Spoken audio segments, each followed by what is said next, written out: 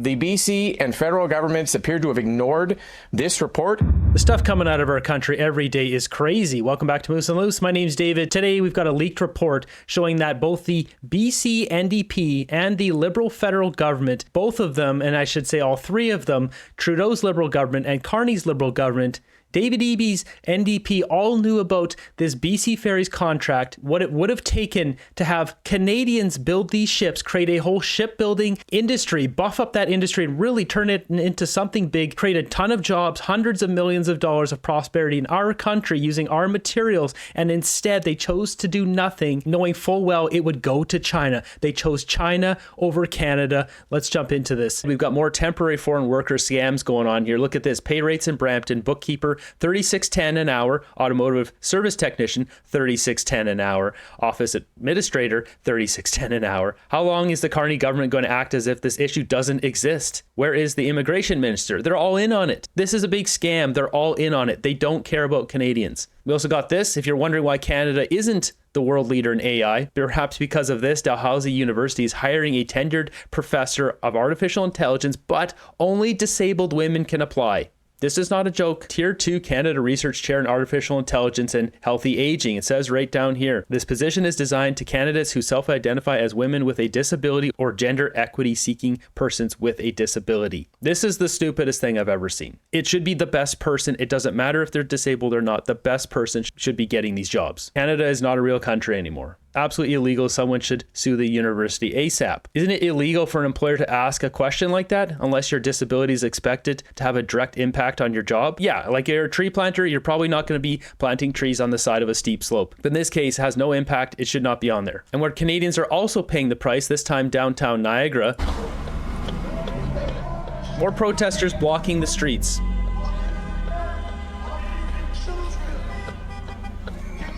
If you're having a heart attack, tough luck because ambulances can't get through. So something I want to point out with this protest, look at this car here. Give more money to Gaza, give more money to Gaza. As Melissa points out here, protesters complain about our tax dollars and how their families are starving while leading a protest in a Corvette. The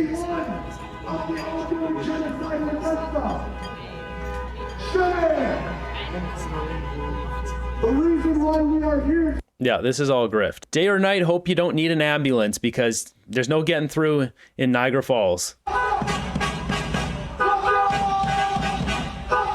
So, by the way, this is illegal. You can't block the road like that. You can't have smoke grenades in the middle of the road. It blocks vision. It's against the law. These people should be put in jail or charged for this. But there's two-tier policing in Canada. That's why they're not. Are they freezing bank accounts yet? Yeah, right. West needs to separate ASAP. And when Carney's not blocking pipelines, not repealing all these laws, what does he do? Praising Palestine, giving money to terror lords, and now we're seeing this. Israel envoy says communications with Ottawa have deteriorated under Carney. No kidding. We've got this one. Quebec judge rejects McGill University's request to limit pro-Palestinian protests on campus. McGill University wants less of these people at their campus who have vandalized a historic university, and the judge says no. The court was ruling based on the charter. This is where the government needs to introduce legislation, but we know how politically charged this is. Install sprinklers, then run them. What a shame it would be if the sprinklers were hooked up to the sewage system.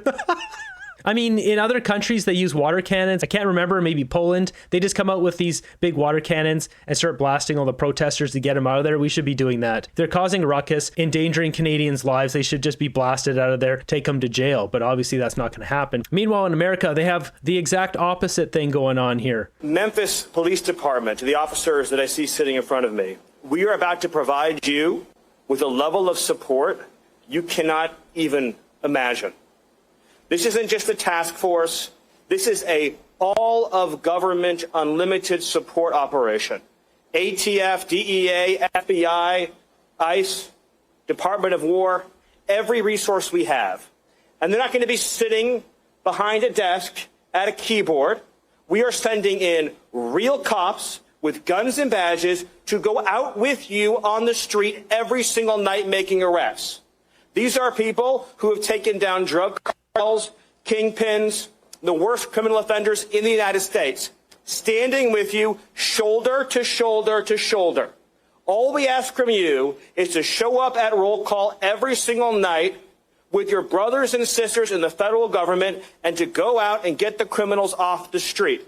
And if you do that, I pledge to you, we will liberate this city from the criminal element that has plagued it for generations.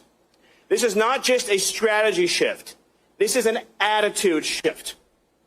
We are not going to live in an environment anywhere where there is a street that belongs to a criminal, where there is a neighborhood that belongs to a gang, where there is any physical space anywhere that belongs to anyone other than the law-abiding citizens and families of Memphis.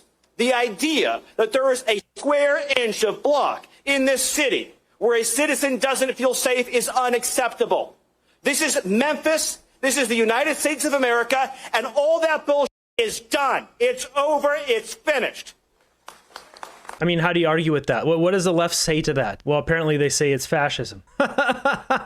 It's funny, the left always say that. If you ask them to define it, they don't even know what the word means. Something else we're seeing a lot of, Canadian highways are becoming death traps. Yeah, so we're seeing, just there's a lot of drivers from India. They don't know how to drive these trucks. It's all a big scam. And then you're seeing this kind of crap, cutting across lanes, speeding, flipping these over, doing U-turns, ending Canadian lives. This needs to be cracked down on. So people calling out this guy saying this is not BC. Here's another example, this one in Uppsala, Ontario. I have a dozen of these on my timeline and I haven't put on the channel yet. You'll see a truck that passes this guy. You see this? There's an incoming car here that had to drive in the ditch to not go head on with this truck. There's endless examples of this. Meanwhile, in Niagara Falls,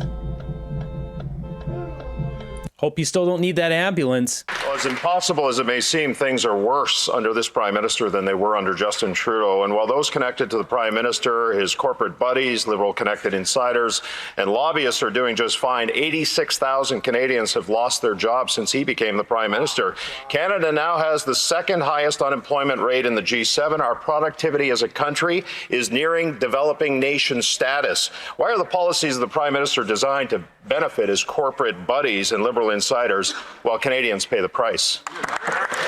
Speaker, yesterday the Minister of Health announced that now 5 million Canadians are getting affordable dental care in this country. And in my own riding, I just want to tell you the story of one individual I met just before the last election. In fact, he had just had his teeth fixed after 20 years of not having a plan. This fully employed worker did not have benefits that could provide for him to have oral health. And you know what, Mr. Speaker? What he said to me is, I sure hope you win again so that I can get my lower teeth fixed. And that's exactly what we did for this man, Mr. Speaker. Yeah, selling out the country for a dental plan. Congratulations. Also checking the stock price of Brookfield-related companies. Nearly $60 billion in investment has fled the country, mostly to the place where the Prime Minister has 93% of his investments in the United States. He promised he... I'm pleased to hear the Conservatives bringing this stuff up. They're bringing forward these facts on Carney. This has to come up. And I should note, too, with the dental plan, I don't have a dental plan, obviously, as well, because I work making YouTube videos. Regardless, we don't have the money for the dental plan. Would handle Trump and negotiate a win by July 16th. Then it was July 21st, then August 1st. It's October 3rd. He promised strength but has shown weakness. Oshawa, Kapuskasing, and Calgary have all been devastated with job losses this week. How many more families need to lose their jobs and businesses closed before the Prime Minister wakes up to the reality that what he's doing isn't working? Mr. Speaker, I would simply point out to the member of Canada's economy continues to grow, wages continue to grow, interest rates are down, and this Prime Minister is creating opportunities for Canadians in export markets, and he's creating... Okay, we need to have a penalty in here for every lie that's told. Canada's getting decimated right now. So it doesn't matter what kind of voodoo magic he's trying to cast on us. We're not buying it, man. Opportunities for Canadians here at home. We're going to be building major projects. We're going to be building them with Canadian steel, Canadian aluminum, Canadian lumber, with Canadian skilled trades, men and women, Mr. Speaker. This Prime Minister is on the job, on the economy. The Conservatives need to wake up to that. Really? Because new report just came out that BC Ferries didn't have to go with the Chinese shipyard. Their whole vetting process, they set it up so the Chinese would win. They would win the bid to build the BC Ferries for $1 billion contract to China. Local shipyards could have built at least some of BC Ferries' major new vessels right here at home instead of in China. That's the conclusion of a previously unseen report obtained by Czech News given to the province 2 years ago. The report outlines how thousands of jobs and billions in economic revenue were possible under a plan to phase in construction of 7 new ships here in BC, creating a homegrown maritime shipbuilding industry in the process. Instead, the BC government and BC Ferries announced in June it was contracting with a state-owned Chinese shipyard in a move that has sparked national outrage. For more, let's bring in Rob Shaw at the BC Legislature. Rob, you got your hands on this report. It's blockbuster. What does it say? Well, Stacey, it's a report right here that basically says, BC's largest shipbuilder, Seaspan, could have at least partially built some of the ferries that BC Ferries has decided to build in China, and that would have led to a burgeoning maritime shipbuilding industry here in BC. The report, written by Shiroka Consulting, commissioned by Seaspan, said BC Ferries, the provincial and federal governments, would have to put a premium on local jobs and the economy as part of the process for the big new vessels, or else get risked undercut by foreign shipyards. A statement here from the report: BC Ferries does not specify targets or percentages for BC or Canadian content. This places domestic shipbuilders at a competitive disadvantage as foreign labor rates are significantly lower. While this approach may yield a lower cost in the narrowest sense, it overlooks the employment, wage earnings, and contributions to BC and Canada's economies and GDP. Well, that is exactly what happened when China, with one of the world's largest ferry shipyards and one of the world's worst human rights records, won the bid in June. Seaspan and Canada's largest shipyard, Davie, both said they ultimately didn't bid in the final phase because they had no hope of competing when they pay Canadian workers a living wage and follow things like environmental laws. The report listed a host of environmental laws. Where's David Eby on that one? We're basically going to be paying for cheap, crappy Chinese ships versus paying more but getting good ships that will last for years. benefits had government followed through. One option was to just outfit the foreign-built ships in BC. That would have generated more than 4,000 jobs and $500 million towards the economy. The other option,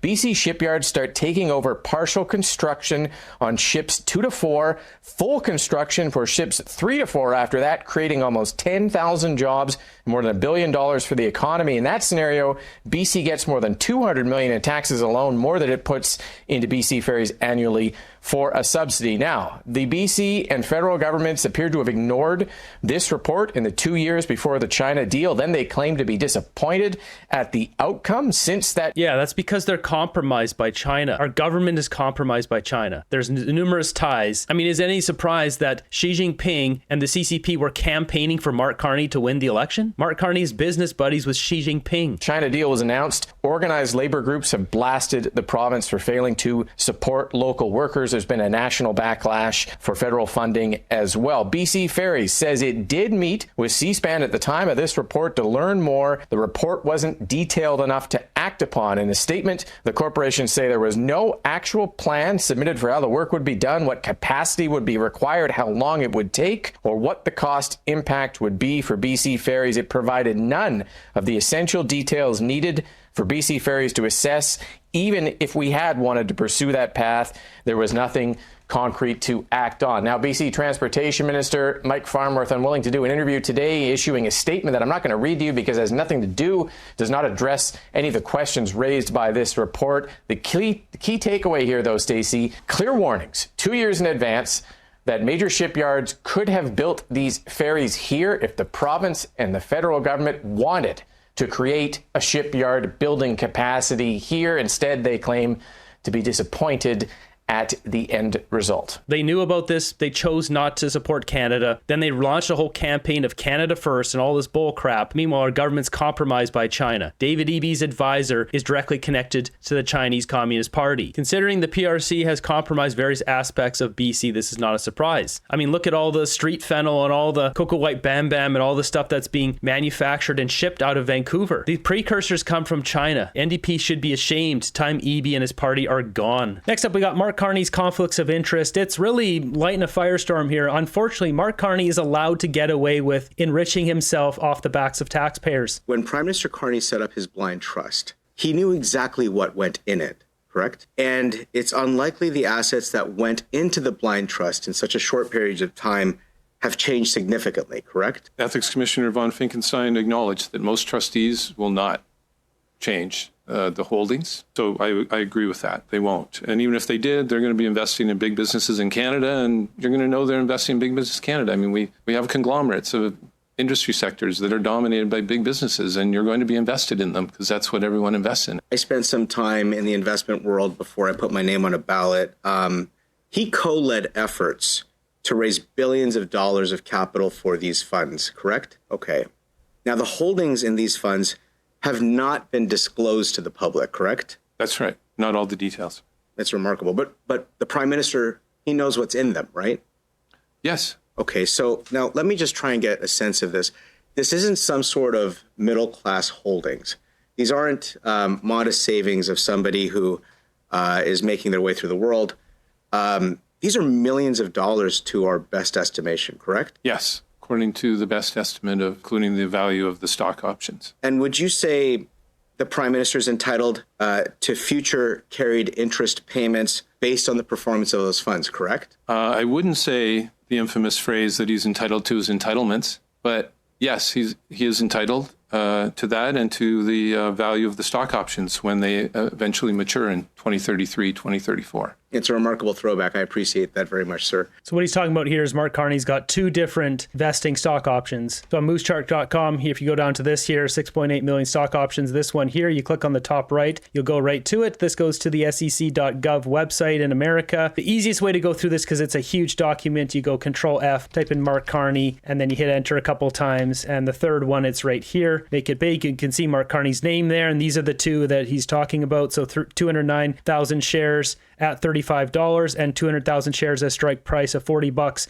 Here's a $6.8 million. That's USD, and that's as of December 31st, 2024. And since then, that has gone up in value. And Mark Carney's holdings in Brookfield Corporation, because this is Brookfield Asset Management, as you can see here, BAM, Brookfield Asset Management, the Brookfield Corporation stocks that he owns, which we don't know how much of it is, but it is listed here in his assets right here. Options and deferred share units of Brookfield Corporation. The one I just showed you there was this one, options and deferred share units of Brookfield Asset Management. So this one here, we don't know how much he owns, but Brookfield Corporation has gone up a ton in the last couple months. Basically, since he became prime minister, immediately afterwards, it started to skyrocket. So he's making a killing off of being prime minister. Let me ask this. In New York, when the prime minister was there just last week, he met with a variety of investment managers, all who are implicated in funds that he holds. That places him in a pretty precarious position of conflict, correct? Yes.